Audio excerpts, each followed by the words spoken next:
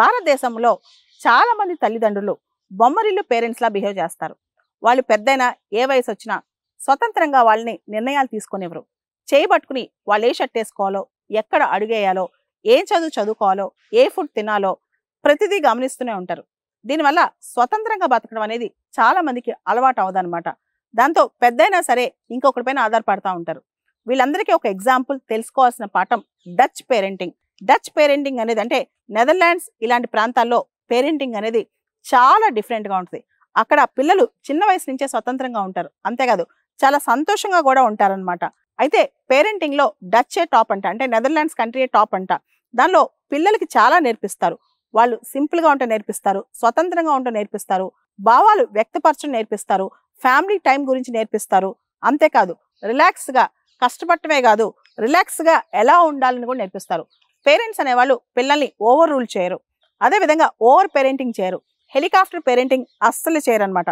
అవన్నీ పక్కన పెట్టేసి పిల్లలు స్వేచ్ఛగా outdoor activities, healthy eating, balanced family life ఇవన్నీ నేర్పిస్తారంట.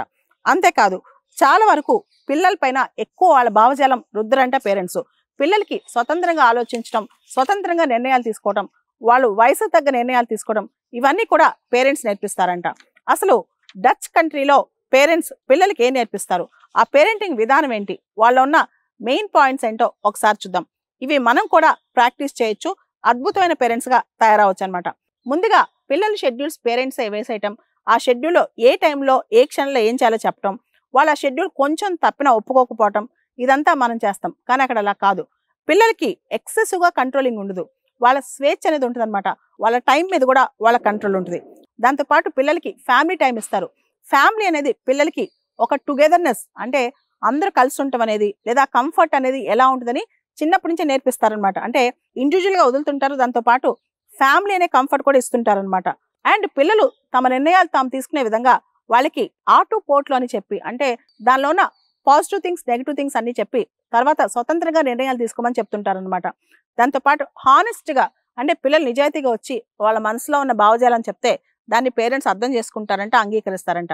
దాన్ని ఓపెన్ అండ్ డైరెక్ట్ కమ్యూనికేషన్ అనమాట. అంటే పెద్దవాళ్ళు పిల్లలు చర్చించుకునేటప్పుడు పిల్లలు కూడా సమానమైన వ్యక్తులుగా ట్రీట్ చేస్తారు, వాళ్ళ అభిప్రాయాలు కూడా విలువిస్తారంట. అంతేకాకుండా వాళ్ళ అభిప్రాయాల్ని అర్థం చేసుకుంటారు. డచ్లో అంటే నెదర్లాండ్స్లో అకాడమిక్ ప్రెషర్ చాలా తక్కువ ఉంటుంది. అంటే ఎక్కువ చదువులు రుద్దురు, చదువుల కన్నా కూడా wellbeing, holistic development of personality అనమాట. నెదర్లాండ్ స్కూల్స్లో కూడా పిల్లలకి అన్నీ నేర్పిస్తారు, యాక్టివిటీస్ అన్ని. చదువు ఉంటుంది కానీ బట్టి పట్టం, కేవలం పుస్తకాలు గుర్తుపెట్టుకుని ఎగ్జామ్లో రాయటం కాదు. అక్కడ ప్లే బేస్డ్ లెర్నింగ్ ఉంటుంది, యాక్టివిటీ బేస్డ్ లెర్నింగ్ ఉంటుంది, అబ్జర్వేషన్ బేస్డ్ లెర్నింగ్ ఉంటుంది, ఇవన్నీ ఉంటాయి అనమాట. దాంతోపాటు హెల్దీ ఈటింగ్, అంటే ఆరోగ్యకరమైన ఫుడ్ ఎలా తినాలి, రెగ్యులర్గా రొటీన్ ఎలా ఫాలో అవ్వాలి, ఇవన్నీ స్కూల్లో పేరెంట్స్ కూడా చాలా జాగ్రత్తగా వాళ్ళు ఆచరించి వాళ్ళు రోల్ మోడల్స్ లాగా ఉండి పిల్లలకి సూచిస్తారంట. అంతేగాని పిల్లల పైన రుద్దరు అనమాట. హెలికాప్టర్ పేరెంటింగ్ అయితే అస్సలు ఉండదు. అంటే ప్రతి క్షణం పిల్లల పైన వాళ్ళు ఏం చేస్తున్నారని చెప్పి ప్రతి క్షణం వాళ్ళపైన ప్రెషర్ పెడుతూ వాళ్ళపైన విపరీతమైన భావజాలను రుద్దుతూ ఉండరు అనమాట. మరియు తల్లిదండ్రులు ఇద్దరు కూడా, అంటే ఫాదర్ మదర్ ఇద్దరు కూడా వాళ్ళ పాత్ర పోషిస్తారంట. మన భారతదేశంలో చూస్తే ఏదో తల్లనే ఎక్కువ కేర్ తీసుకుంటుంది, తండ్రిని ఎక్కువ కేర్ తీసుకుంటాడు. అక్కడ అలా కాదు, ఇద్దరు కూడా సమానమైన కేర్ తీసుకుంటారు. అండ్ ఎక్కువసేపు పిల్లల్ని ఇంట్లోనే పెట్టరంట. పిల్లలతో పాటు పెద్దవాళ్ళు కూడా అవుట్డోర్ యాక్టివిటీస్, అవుట్డోర్ లైఫ్, నేచర్కి దగ్గరగా వెళ్తారు. అంటే సైక్లింగ్ కానీ, లేకపోతే కొన్ని సిటీస్ ఉంటాయంట అక్కడ కేవలం పెడెస్ట్రియన్స్ సైక్లింగే ఎక్కువ ఎంకరేజ్ చేస్తారనమాట. అలాంటి ప్లేసెస్కి పెద్దవాళ్ళు కూడా పిల్లలతో కలిసి వెళ్తూ ఒక అనుబంధాన్ని ఏర్పరచుకుంటారంట.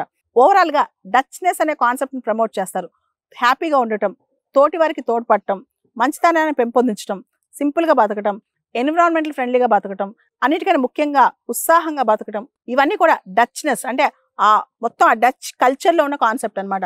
వీటన్నిటిని కూడా అక్కడ ప్రమోట్ చేస్తారు. ఓవరాల్గా డచ్ పేరెంటింగ్, డచ్ స్కూలింగ్ అనేది ప్రపంచానికే రోల్ మోడల్ అనమాట. పిల్లలపైన విపరీతంగా ప్రెజర్ పెంచేసిన పేరెంట్స్ చాలా మంది ఉన్నారు.